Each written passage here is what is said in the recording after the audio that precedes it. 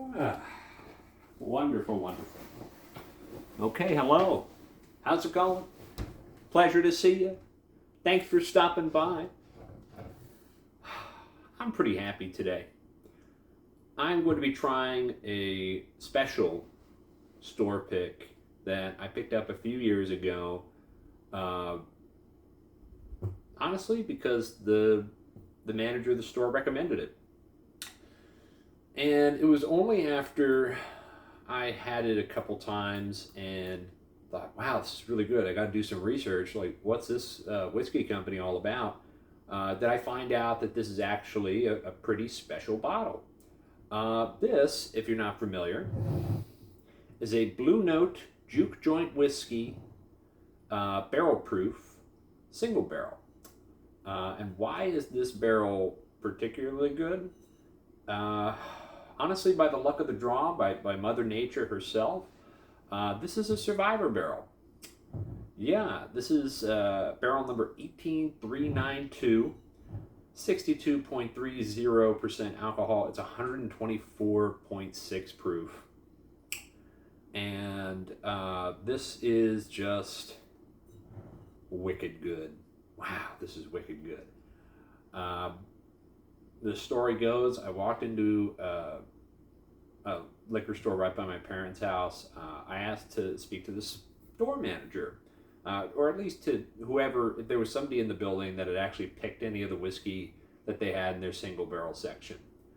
And a great guy by the name of Chris came out, started walking me through the different profiles of the bourbons that he had tried. I was interested in Elijah Craig or Four Roses store pick, of course. The Elijah Craig did come in about 2 months later. He had said, it was going to come in 2 months later. I ended up buying that, and it was it was really good. I was only 8 years old too, about 119 proof, unbelievable. And then the Four Roses pick, I did not see because they allocated it to one of the other locations. And it was pretty pricey too. I think it was like 120, and then the other one they had was 130. But it was two different proof points and two different barrels, two different whiskey, two different recipes. So I ended up just looking them up online. I didn't purchase one, even though I really trust his palate. But he managed to steer me over to the two different bottles that he wanted me to try. The first one was an Old Potrero single barrel whiskey, rye whiskey, made of 100% malted rye whiskey. I had to have a sample of it. I'm not a big rye fan. Needless to say, after I had a sample of it, I bought a bottle. That was coming home with me, but that's a story for another day. And then he said, and this one too, for about $49.99 or like $53. He said, this is classic bourbon profile, really, really good value for what it is. And I asked him, okay, do you have any samples available? He says, nope, there are no samples that we have open for this bottle. You're just going to have to trust me.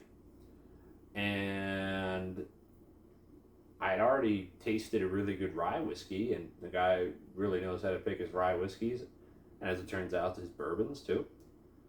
So I said, sure, why not? I'll give it a shot. I mean, how bad could it be? It's only $53. I mean, I've had Knob Creek store picks for $50, $60, and they were great. And he has a great palate. Like, he knows what he's doing. He's been there almost 15 years. Really good guy.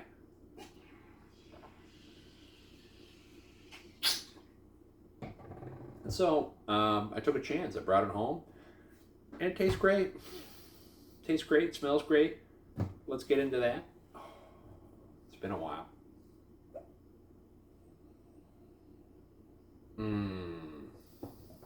Like a gingerbread pineapple. Gingerbread pineapple is the first little bits that I get off the nose.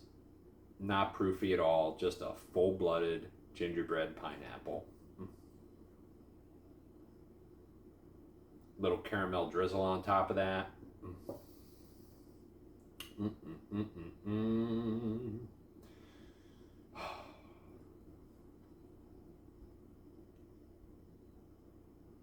And now I'm getting like a little golden wheat bread, like a 5 grain honey wheat bread, freshly baked out the oven, and you can just smell the crust crackling right before you put your hands on it.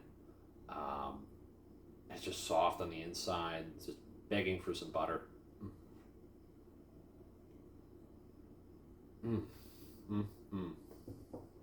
This is extremely desserty. Mm. And that pineapple is a minor note in all of this, but this just smells like a tropical fruit cocktail. But instead of all the other fruits, it's just pineapple with a gingerbread pudding with a caramel sauce on it. Like a gingerbread honey, like a gingerbread 5 grain honey bread pudding with pineapples baked into it and a caramel drizzle on top. And I mean, if you're really feeling fat, put some ice cream on there, but this is not a ton of vanilla, maybe a little vanilla extract for flavor. Not getting a lot of oak though. Very bready, just a well adjusted nose. And then looking at the legs here, nothing to write home about, but I know this is certainly not thin. Yeah, this, I mean, you can barely see it. There is a ring along the top, but something about these Survivor barrels, apparently, if you're not familiar with the story, back in 2019, a catastrophic accident occurred at the Blue Note distilling warehouse, and they lost almost all their barrels, but the ones that they were able to salvage were sitting in the weather, like imagine a giant rock heap, but instead of it being rocks, it's bourbon barrels. And so they just sat out in the weather for about 4 months in all different arrays. So there was no quality assurance, there was no consistency. Some of the barrels were all the way at the bottom, completely insulated. Some of them were outside and just barren to the elements. Some of them just got soaked by the other bourbons that were aging. Hi, Popo. I love you. Yes, you're so beautiful. One of these days, I got to teach my cat how to drink bourbon. Then we can talk about it. Mwah. Goodbye or hello? Yeah, she just walked off. But this barrel itself, quite delectable. And I've never had their 94 proof. I don't think I've seen any of that in any local stores that I've been to. But this is the second single barrel that I've found. The other one is, I think, about like 119 proof. And that one I haven't tried. And plus it's a little bit more expensive. They wanted like $60 for it.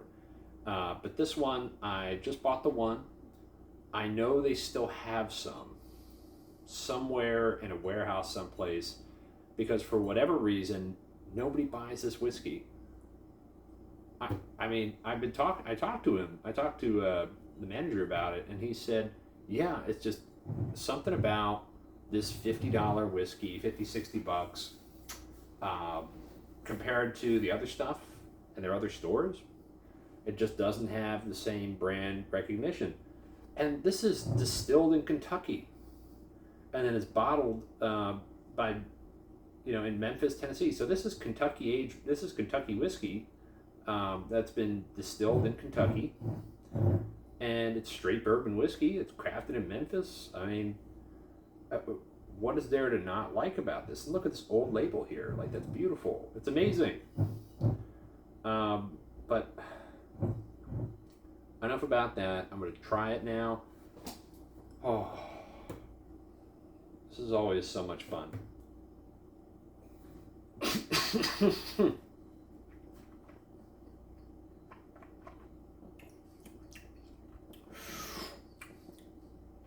Yep, raisins, pineapple, honey bread, a little caramel toffee sauce, and ginger spice at the back end, a little cinnamon, but mostly,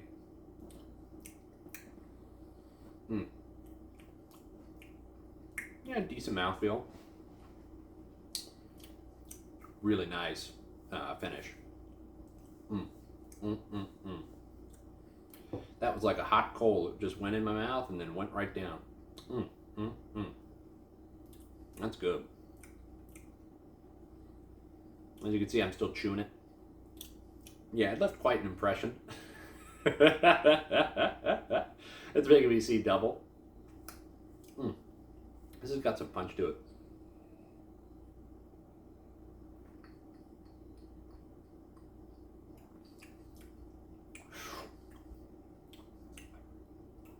Nice amount of oak there. Oaky pineapple. That ginger spice is still rolling around in there. And yeah, like I said, just honey bread. Like a pineapple ginger spice jam slathered onto honey oat bread. And it's just toasted. It's toasted and a little black, right? So you get that char as you're biting into that toast. This is just a really, really nice bourbon. And I don't know if it is, yep, it's unfiltered, uncut, crafted in Memphis, straight bourbon whiskey, distilled in Kentucky and bottled in Memphis, Tennessee. It's aged a minimum of 3 years. I mean, this is really good. Maybe it was just the I don't know exactly what the story is behind this particular barrel. Trying to think if it was on top of the pile or at the bottom of the pile.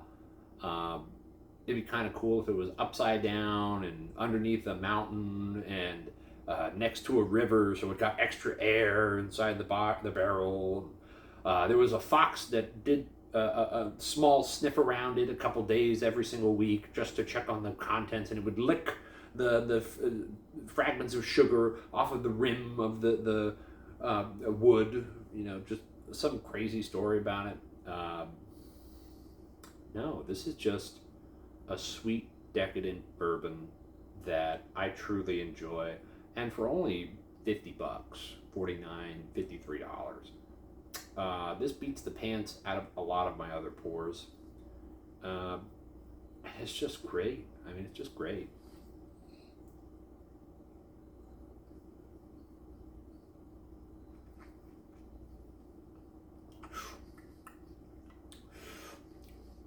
It doesn't even taste young. It doesn't taste green. It tastes like it's right where it needs to be. Probably only 3 or 4 years old, to be honest with you, and not heat cycled, just nature cycled. Maybe that's what we need to start doing with more barrels of whiskey. You just chuck it out there in the yard and hope for the best. I doubt that would happen.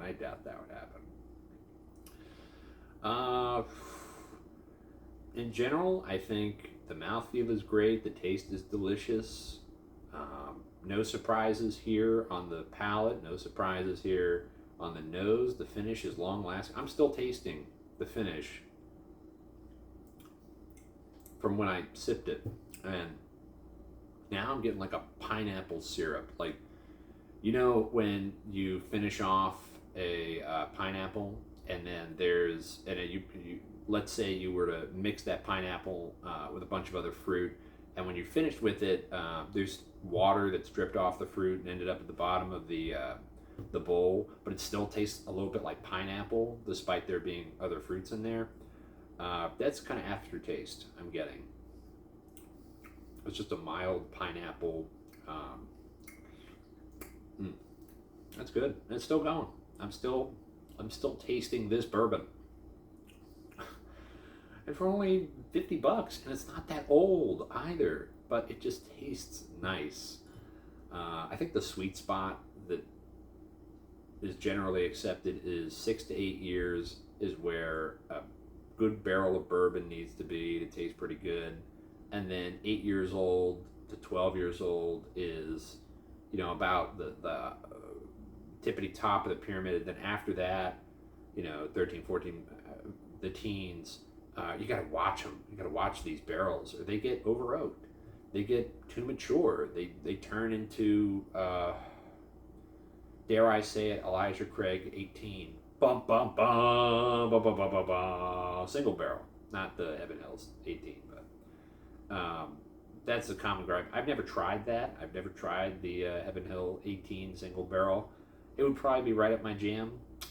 But $200 for that, I mean, if it was an Old Fitz or a VVS, and I know that it's really special, dusty whiskey, I'd try it. But for an Elijah Craig 100 proof single barrel, 18-year-old whiskey that's been diluted down that far, I'm going to take a pass for now. If somebody offered me a pour, I would absolutely say yes and salivate at the chance. But for my wallet, I'd rather just stick with Elijah Craig Barrel Proof or Bernheim Barrel Proof. Not the biggest Larceny fan, I'm sorry. But where was I? Yeah, this stuff is great.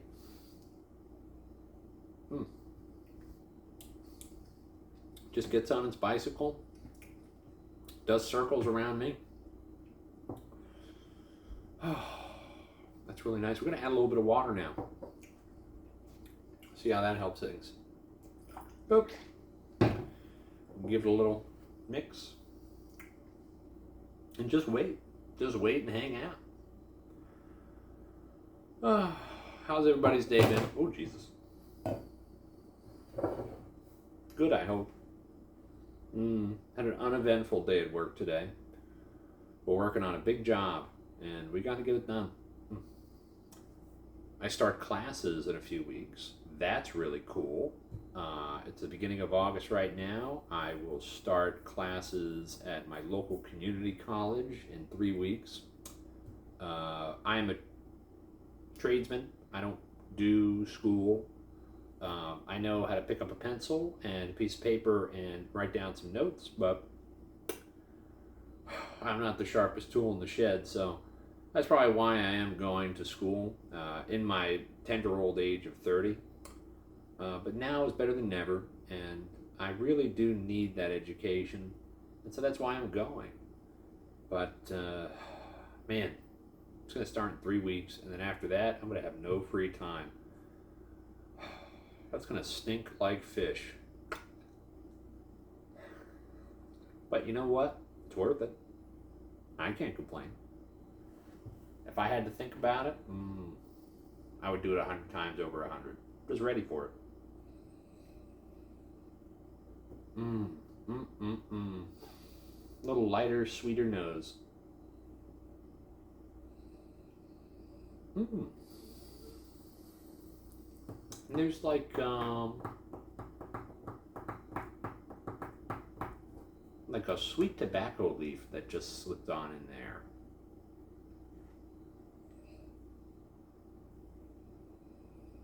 And deep vanilla beneath that. So imagine you get a tobacco leaf wrapped in a vanilla bean. Just toss that in there, just for flavor and aromatics.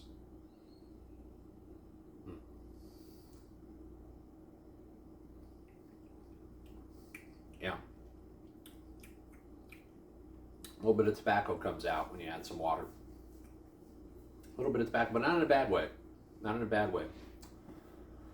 Sort of like walking out into a random tobacco field and stumbling upon the dry house, right? Yeah, and you just get hit with that whiff of heaty, well-matured air. That can only be one thing. Some nice pipe tobacco.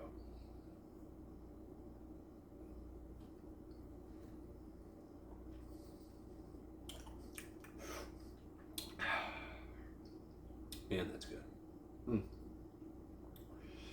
I'm not taking very long with this. I've had this whiskey several times before. I enjoy it every time I pull it out. This is a little bit of a, I have to be in the mood for it, and I know I'm going to enjoy it sort of barrel. I do have a few other things that I'm going to be looking at and reviewing over the next week or two. The Four Roses selection, I'm definitely going to do the OBSK, or the OBSQ, the 11-year, 2-month. I'm trying that as soon as humanly possible. I figured I'd give myself a break. I'll probably do that Friday night, so in a couple days from now. After that, well, what else do I have to try? Oh, I did get a stag the other day. I got a very good deal for it. And with it came a single barrel that I otherwise would not have purchased. So keep that in mind. I'm definitely going to try those, but I have to get the single barrel from my parents' house. I keep a few bottles over there in case I'm in the mood to drink, and that is one of them.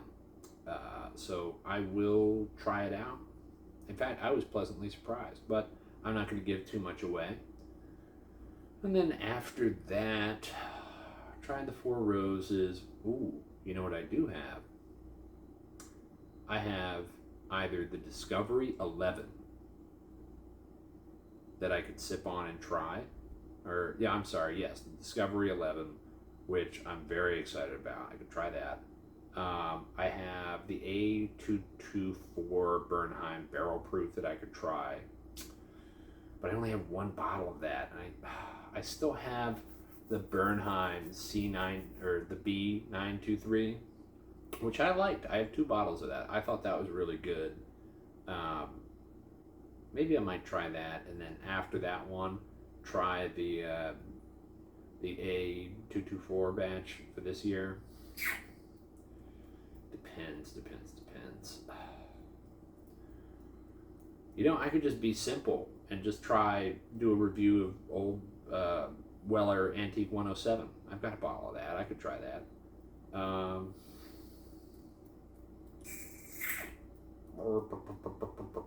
I'm staring at my liquor cabinet, racking my mind through the bottles that I have.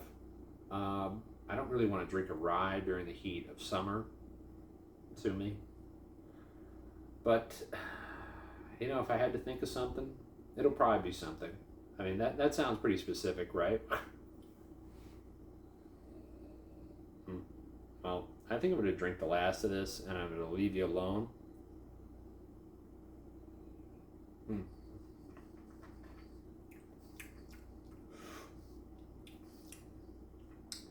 See, I prefer this whiskey without any water in it. I think this is just fine the way it is at 124.6 proof. This needs no water. I think all the flavors are exactly where they should be without water. And normally I'm a fan of adding a few drops. I think it's better neat. Maybe that should be one of my scoring criterias, if you're going to even call it that. I don't like putting scores on things, but whether or not a bourbon improves with a little bit of water or not. I know it's a controversial opinion. Some people drink it neat only. Other people insist, no, it really opens up the bourbon. It's a case-by-case basis. Some bourbon take to water like a flower or a plant to water. Some bourbons need the water. Other bourbons could do without. They're not suffering. They're not parched. Okay, they don't need a sip. But man, this was really good. I forgot how good this was. And it's just an interesting story behind this whiskey and how they managed to make it, how they managed to create it, completely by accident. Isn't that funny?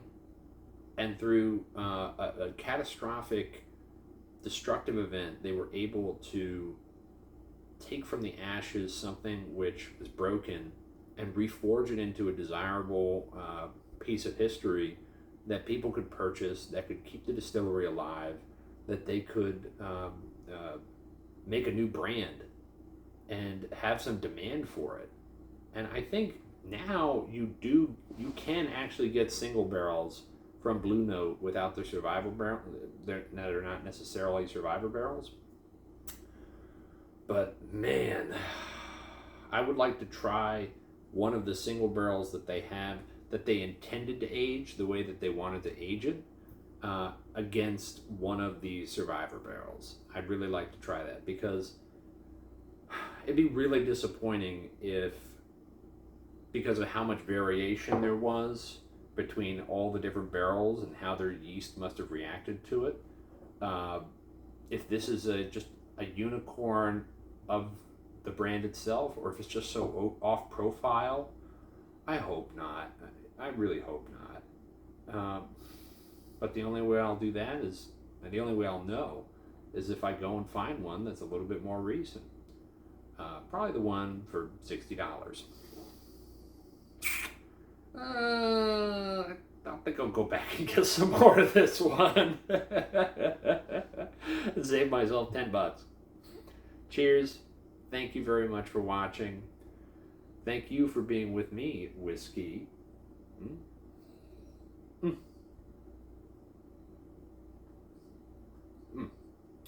That is scrumptious.